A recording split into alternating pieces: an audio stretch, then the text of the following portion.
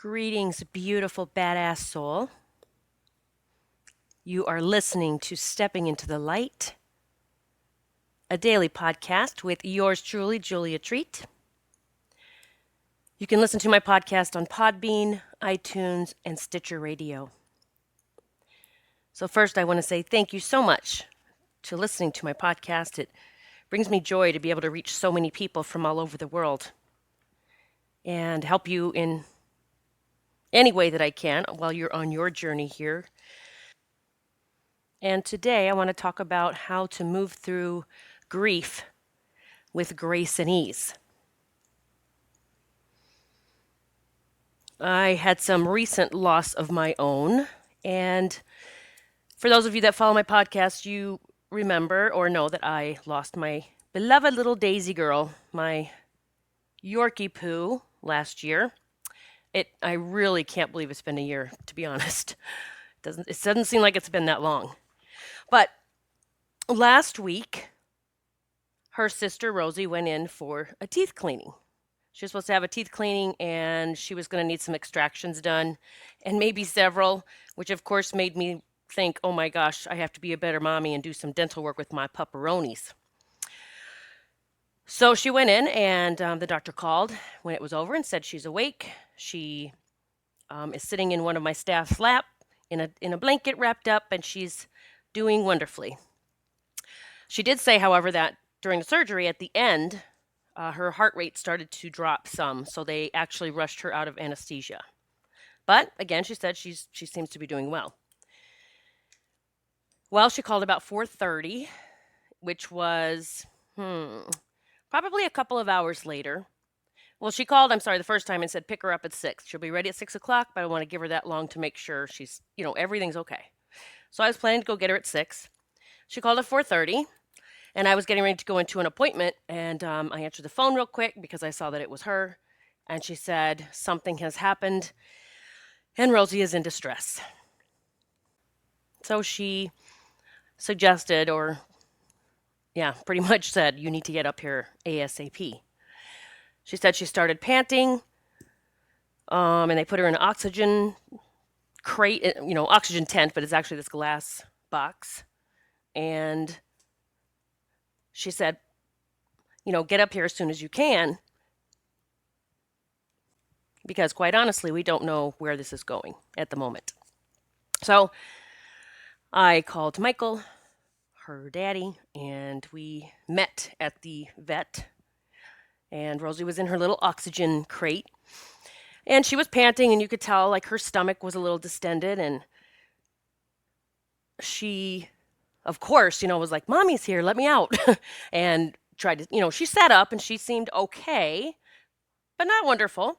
And what she was showing, the symptoms or the signs, whatever you want to call them, the panting, distended stomach, it was so familiar because that is what Daisy did the day that she passed. So as Michael and I sat there and watched her, and we did open the crate a couple of times, the glass door, and love on her a little bit. But the oxygen, of course, would go down, the oxygen level in that space, and she would start breathing more labored. So as we're watching her, and I'm remembering that I had asked Daisy to go lay with her all day, it began to dawn on me, not, oh my God, she's, how could this happen, or any of that.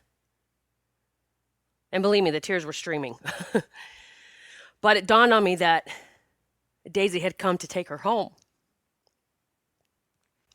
So I proceeded to point out to Michael that that was what had happened with Daisy, because he was not there when Daisy declined. He was at work when that happened. So I said, that's exactly what happened with Daisy. And she's showing us that she's here and that she will be taking her to the other side. Now, I promise you I'm getting to the good, how you move through grief with grace and ease. But I had to share that story so that you can understand how we can actually move through things quicker if we decide that's what we want to do. So the doctor was giving me all the different things that I could try to do. We could take her home. We could take her to an emergency room, let her stay overnight. We could take her to a specialist. But I told her, and she was off working with other patients, of course, as we were sitting with Rosie. And I told her that every time, the 2 times that we had opened the door to, you know, I loved on her, and then when Michael showed up, he did the same, that her breathing really shifted when that oxygen went down at all. So I looked at her and I said, I'm not taking her home. And I said, I don't think I want to do a bunch of extreme measures because I really felt like she was showing me it was time to let her go. So Michael and I discussed it, and I said, I really think it's time to, it's just time. And to be honest, the universe made it so easy for me this time. Because although that's never easy to do that, it was not a struggle to decide. Like I didn't have to wonder, gosh, should I try all these things and try to save her and try to, miraculously heal her like I did with Daisy, which Daisy was a long 5 months of an emotional roller coaster. And Daisy actually was beginning to show improvement with her Crohn's disease, which is a very rare condition in dogs. But when I brought her home from the hospital, she had somehow gotten fluid or blood clot in her lungs. Again, her symptoms were the same as what Rosie was showing us this time. And this just happened last week with Rosie. Now, yes, I've had to choke back tears a few times talking about this, but I just felt so inclined to record this to let you know how we can let go of grief quicker. And that it's okay. There's not a timeline, a length of time that we're supposed to be grieving. Like that's those limiting beliefs or those conditions that we've either been put on from society or we put on ourselves that, well, I'm supposed to be sad for this amount of time, or I'm not supposed to look for another pet or another soulmate or anything because it's too soon. Because our loved ones, fur babies or human form, are having the time of their life. They're not grieving anymore. They're not sad, they're not hurt, they're not sick. And they only want us to be happy. They're not sitting there saying, please cry for me for a long, long time. Because that means that you really loved me. Hell no, they're not doing that at all. All they're doing is sending love and blessings saying, please, please, heal. Feel me near you. Notice the signs I'm sending you. Please, please know that I'm with you still. So we sent Rosie on to be with her sister. And she wasted no time in sending those magical signs. Now, Daisy's sign that she sends is the very first night of her passing, I had her to look into the sky that night. And I thought it was going to be a shooting star, to be honest. I didn't know what she was going to show me. And I ended up looking up and I saw there were all, stars, all these white twinkly stars. And there was one star that was twinkling blue, electric blue. Now that star still shows up in the sky and it shows up everywhere. Like we'll go out to eat and there'll be electric blue star on the wall, in a framed photo, on commercials on TV. It doesn't matter, like it shows up everywhere. Well, Rosie, I told Michael, I said, she's going to show up as a red star. Like I said, she keeps showing me a red star. So I thought it was funny that she was showing me stars again. And that night we were watching a television show, and sure enough, there was a little boy on the show. And now I had made the comment earlier to Michael that, how about that? Our girls are going to show up as stars, both of them, because they were stars. But we're watching the show, and the little boy has a T-shirt on. It's a red star, and it actually says on his shirt, all stars. You know that, all stars, but it was profound. I was like, Michael, did you see that? Well, he didn't see it, so I had to rewind it and show him. And I said, oh my God. I said, she's just as magical as Daisy is. And I really want to make sure that we're all just as magical. So immediately upon her passing, though, I could see her run up to Daisy. Like they're running the hill, and she's so excited. And I realized at that moment that I didn't realize how much Rosie missed Daisy. I mean, she faked it well here and she, believe me, became Queen Rosie. She was she had many names, Queen Rosie, Pooker, Pookie, and she was babied and honored and spoiled. They always were, but she just really seemed to like I don't know, she just got a lot more it seemed like. So I told Michael, I said, "Oh my God, they're running together, and she missed Daisy so much. I didn't realize how much she missed her. But she's so happy to be back with her." So yes, it is a blessing to be able to do what I do and see that. I love it. I check in daily, and I can immediately go there when I say, "Show me where you are." I can see exactly what they're doing, and it's a cool thing because I can actually do that with my clients. Many clients that I do readings for, we connect with their loved ones, and I can tell them what they're doing there. And they're like, I mean, they're always like, "Oh my God, that makes so much sense." That's exactly what they would be doing. So,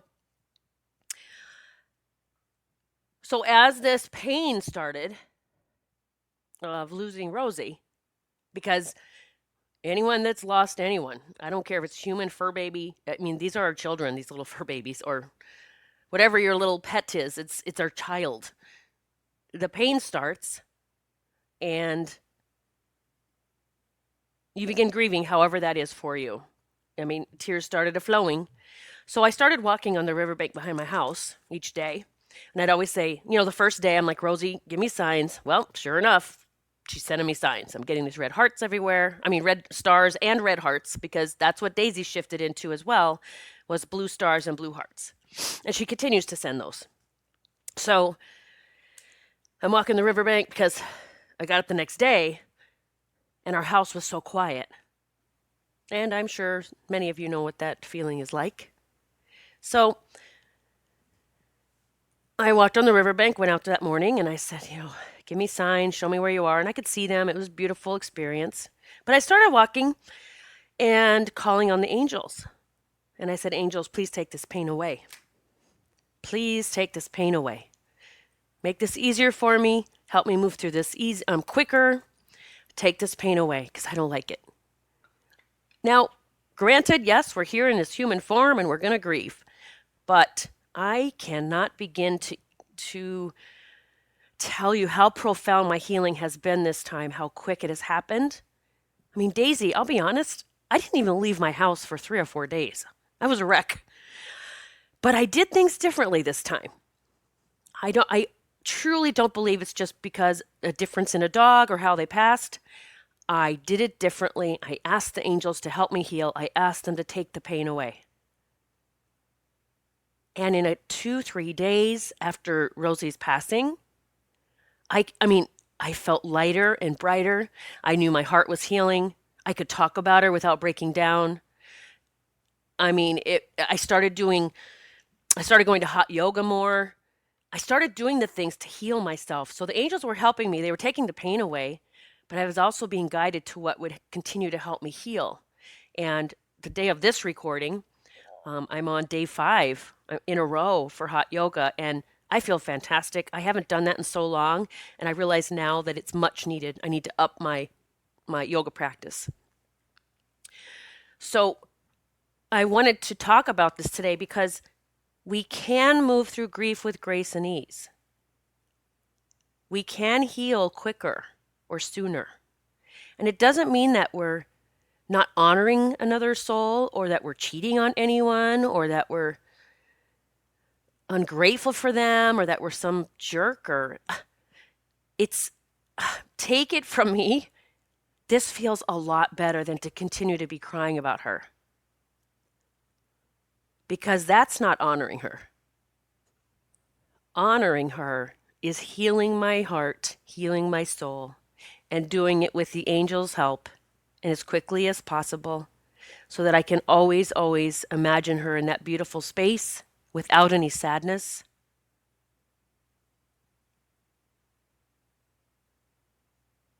You can do this too. Whatever it is that you're grieving, whether it's a relationship that has been lost or that is falling apart or falling away,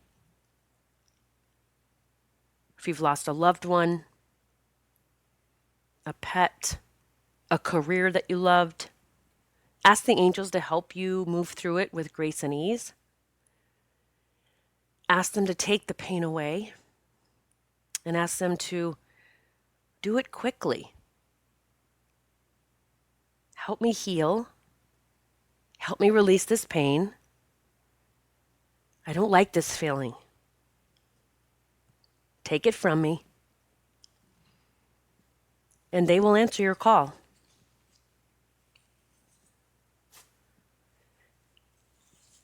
So Michael and I have already started looking for new pepperonis. I don't know if we're getting one or two, but we are. Again, we're not like looking. I told Daisy and Rosie, bring me your cousins, your sisters, whoever. Bring me the next ones whenever it's time. And I know that they will show up when the time is right, and it will be the perfect relationship, the perfect bond. So again, I'm not out here stressing and trying to find the next replacement. I'm ready. I'd take them today if they showed up, but I'm allowing universe to bring them to me when it's time. I'm letting go of control, and I'm just allowing it to happen. So something I want to start doing at the end of each podcast is that I'm going to start pulling a card for all of you. And I love to pull cards for myself every morning. But here's what I've decided to do. On the days that I'm going to pull cards for the podcast, I haven't even pulled cards for myself yet. So the messages we get today from this deck of cards that I chose specifically for today, again, I say chose, but I don't choose them. I just get an idea of which deck to go grab, and I grab a deck. So this deck is by Doreen Virtue, and it is the Magical Unicorns Oracle cards. One of my favorite decks. There's 44 cards in the deck, and there's a little booklet that comes with the deck. And each deck of cards has a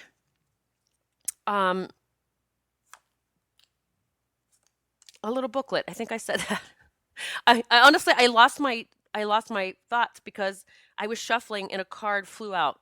So I was like, when a card flies out of a deck, you definitely want to look at that card. So I always tell people, get your own deck of cards and you can get your own messages. You don't need to go to anyone that's certified. You just don't have to do any of that. There's a little book inside that guides you. It tells you how to set up your deck, how to infuse the deck with your energy, and then how to, different card readings that you could do.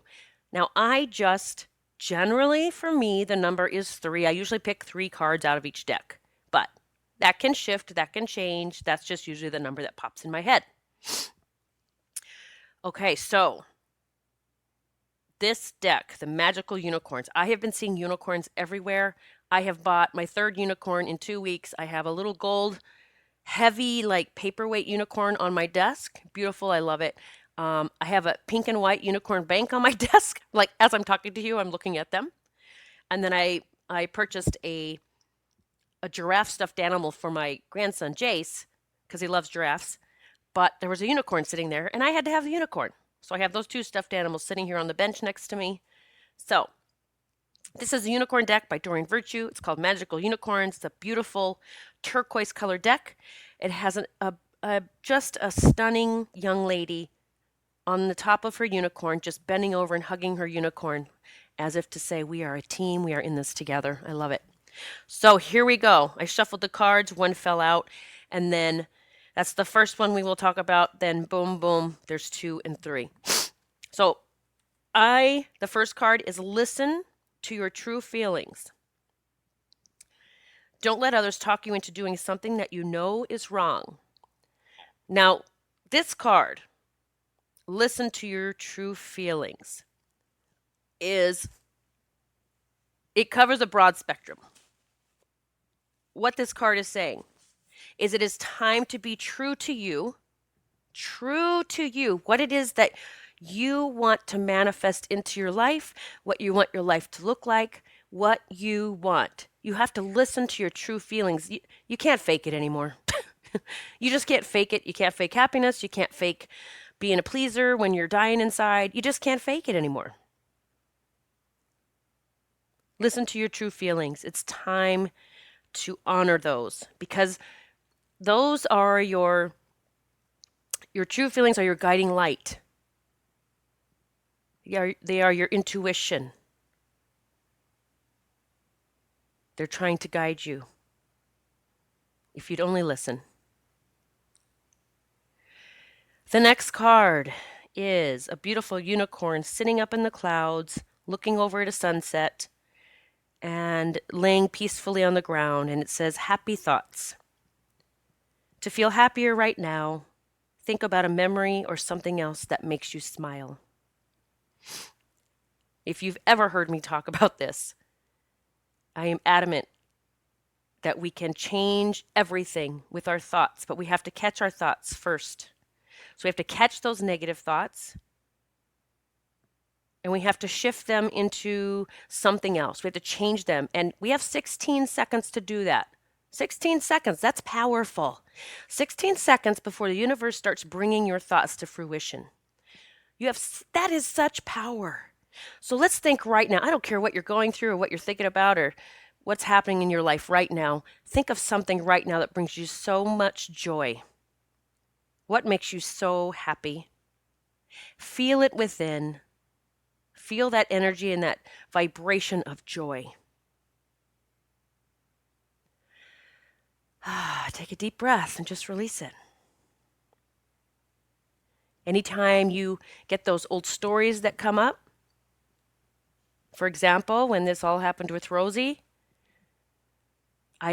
for 1 or 2 seconds, I kid you not, I went into, oh my God, this is what happened to Daisy. And I said at that moment, I am not going to be in that vibration. And I'm not saying I was in the vibration of she's going to live, we're going to save her. I was not going to be in the vibration of the sadness, oh my God, she's going, she's dying. I switched it immediately and said, thank you so much, Daisy, for giving me this big wink. I know it's you. I know you're here. I know you're here to take her home.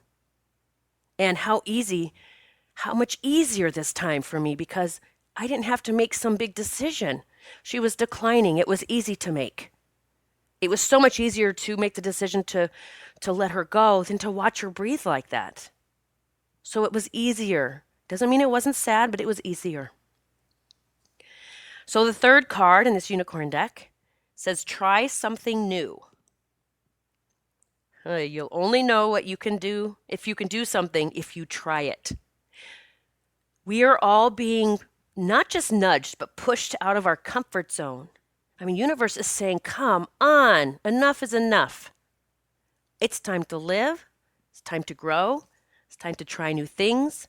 It's time to have adventures. Try something new. Sit down today and decide what that is going to be. I was just speaking with a client last night. She's very sick, and she's married, and they sit home all the time. It came on the reading. I said, oh my Lord. I said, you have got to do something. I am so I'm seeing complete boredom and blah and yuck and low energy in your house because you don't do anything. I said, you've convinced yourself that you're too sick to go out, but you're not. And she goes, you're right. I said, honey, I mean this with love, because I had Lyme disease for 8 years, but I said, get out of victimhood today. Get out of it. Decide you're going to get out of it. Decide you're going to prevail and you're going to do something. So she was like, I'm going to sit down tonight and my husband and I are going to start planning all the things that we're going to do. And I said, do it, and do some new things, do some old things you loved, do it, do it, do it. So this message is for all of you. Do something new. What is it you could do differently? Something new. And if you're with a partner, spouse, anything, and they don't want to do it, you just go do it on your own, because guess what? They're going to see you having so much fun, they're going to want to join in. All right, so I have opened up on my website, juliatreat.com, a page that says shop. It's my shop. It's just an easy way for you to find some of the things that I talk about here on the podcasts. And I will have Doreen Virtue's Magical Unicorn Oracle cards on my website. We're in the process of getting it up right now. So give or take a few days if you listen to this right when it's launched, this podcast, but it will be up there soon. And every time I do a reading, whatever deck of cards I use, I will have the link so that you can go find them and purchase your own deck if you so choose. All right. Thank you so much for listening. I am blessed to share space with you, to be here on this planet together, finding our way together. And I want you to know I am always, always sending love and blessings to each and every one of you. I will see you soon. God bless.